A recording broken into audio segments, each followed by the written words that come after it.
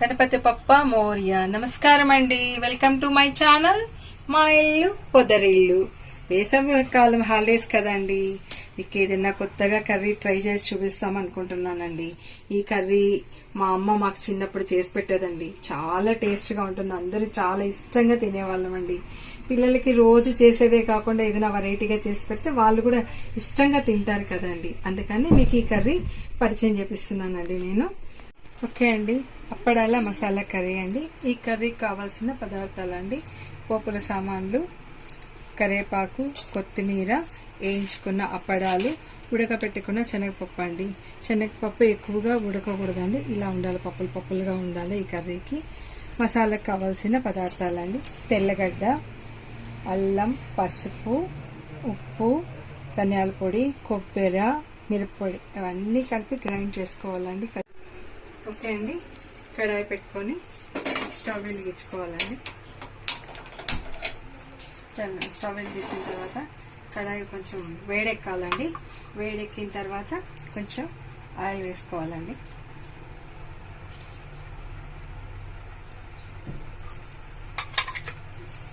Oil వేసుకొని కొంచెం వేడెక్కిన తర్వాత కొంచెం ఆవాలు వేసుకోవాలండి.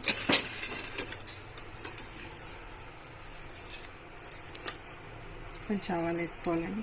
తర్వాత కొంచెం జీలకర్ర వేసుకోవాలండి.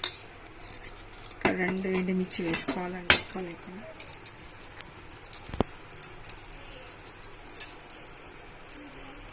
కొంచెం దూరగా వేగనివ్వాలండి. దూరగా వేగిన తర్వాత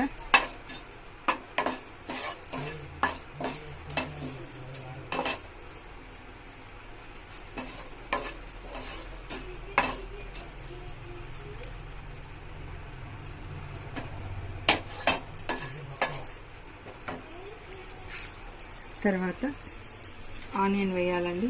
ఆల్రెడీ నేను తరిగి పెట్టుకున్న ఆనియన్ అండి, ఇట్లా వేయాలండి. ఆనియన్ కూడా కొంచెం దూరగా వేగేంత వరకు వేయించాలండి.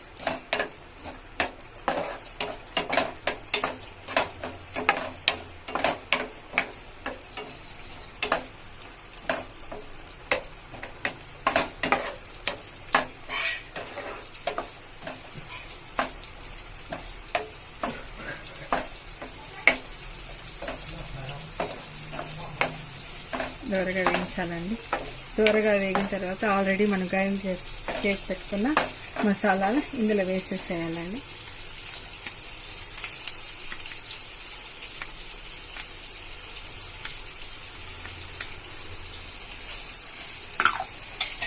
వేసుకొని మసాలా కూడా దూరగా వేయించాలండి. దూరగా వేపుకోవాలండి బాగా. మసాలా ఆయిల్లో బాగా మిక్స్ అయ్యేటట్టు ఆయిల్ బాగా మసాలా వేపుకోవాలండి.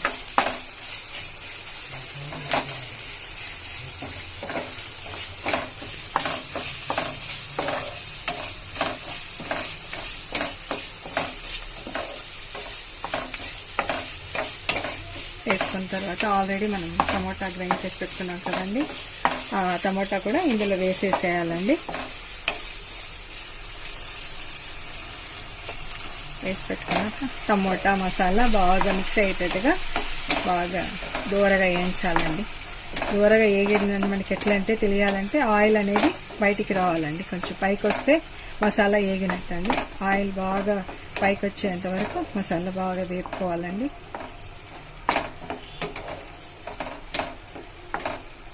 ఓకే అండి, మసాలా బాగా వేగిన తర్వాత అది ఇట్లా వేగాలండి. ఆయిల్ అంతా ఇట్లా సపరేట్గా వస్తే బాగా వేగినట్టండి. ఇందులో మనం ఆల్రెడీ ఉడకబెట్టుకున్న శనగపప్పు కూడా ఇందులో వేసేసి బాగా వేపాలండి. వేపిన తర్వాత బాగా వేయించిన తర్వాత బాగా వేగాలండి. బాగా వేగాలి, ఇట్లా బాగా కలిసిపోవాలండి. మసాలా శనగపప్పు బాగా మసాలా కలిసిపోవాలండి.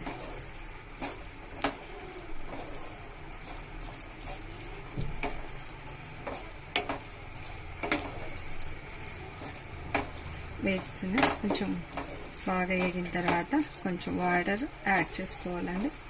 ఎక్కువ లేకుండా కొంచెం వాటర్ యాడ్ చేసుకోవాలండి.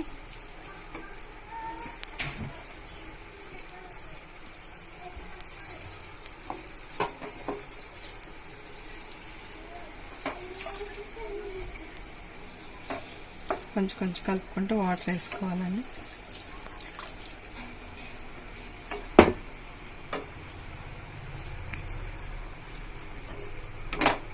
వాటర్ వేసిన తర్వాత కొద్దిసేపు మూత పెట్టేసి బాగా మగ్గనిచ్చాలండి. మగ్గించిన తర్వాత అప్పడాలు వేయాలండి. ఓకే అండి, బాగా ఉడికిపోయిందండి. వాటర్ వేసాం కదా, కర్రీ అంతా బాగా ఉడికిపోయింది. ఒకసారి మళ్ళీ కలబెట్టుకోవాలండి. అంతా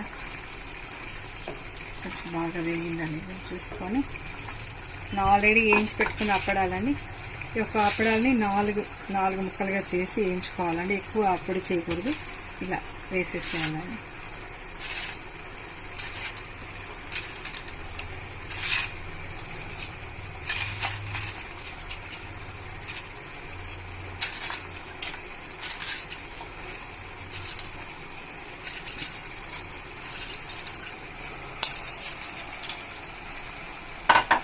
వేయించి పెట్టుకున్నాక దీన్ని ఇలా గడ్డతో ఇలా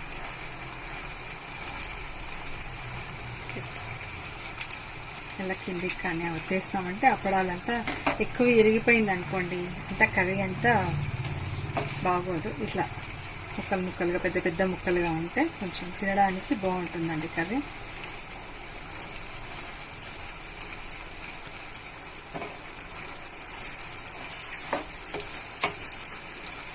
కొంచెం వేసుకునేటప్పుడు కొంచెం వాటర్ ఎక్కువగానే యాడ్ చేసుకోవాలండి. ఎందుకంటే అప్పడాలన్నీ దాంట్లో వాటర్ అనేది పీల్చుకుంటుంది కాబట్టి కొంచెం వాటర్ ఆల్రెడీ కొంచెం ఎక్కువగానే యాడ్ చేసుకోవాలండి. మనం ఉడికేటప్పుడే వాటర్ యాడ్ చేసుకోవాలా. ఒక 5 మినిట్స్ మూత పెట్టేసేసి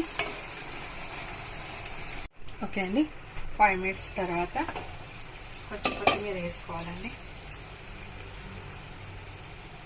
ఇలా కొత్తిమీర వేసేసుకొని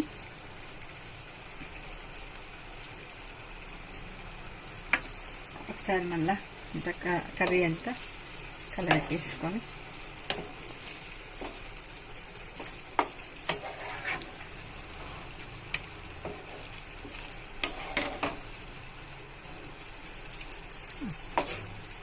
స్టవ్ ఆఫ్ చేసేసి సర్వింగ్ బౌల్లోకి తీసేసేయాలండి నీట్గా.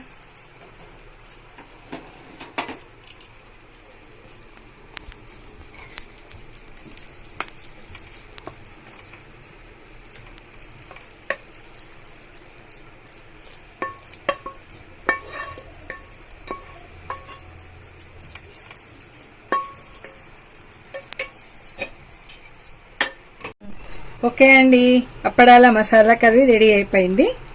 ఈ వీడియో మీకు యూజ్ అవుతుందని ఆశిస్తూ థ్యాంక్ యూ ఫర్ వాచింగ్.